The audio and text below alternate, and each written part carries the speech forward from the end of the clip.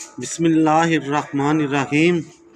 جامعہ ترمذی کی ایک حدیث ہے جس کا مفہوم کچھ یوں ہے کہ حضرت انس رضی اللہ عنہ سے روایت ہے کہ رسول اللہ صلی اللہ علیہ وآلہ وسلم نے ارشاد فرمایا، جس شخص نے 40 دن تک مسلسل جماعت کے ساتھ اس طرح نماز ادا کی کہ وہ تکبیر اولیٰ سے جماعت میں شریک رہا، اس کے لیے 2 چیزوں سے برائت اور حفاظت کا فیصلہ ہو گیا۔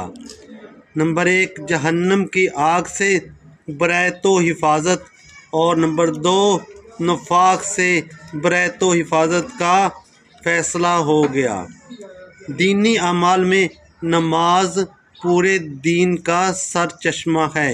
نماز آدمی کو برائیوں سے روکتی ہے اور پوری زندگی میں اللہ رب العزت کی بندگی کے لیے تیار بھی کرتی ہے۔ دین میں نماز کا مقام وہی ہے جو جسم میں سر کا ہے۔ نماز کا قیام دراصل دین کا قیام ہے، اور جو شخص نماز کی حفاظت نہیں کر سکتا وہ ہرگز دین کا پیروکار نہیں ہو سکتا۔ اللہ رب العزت عمل کی توفیق عطا فرمائے۔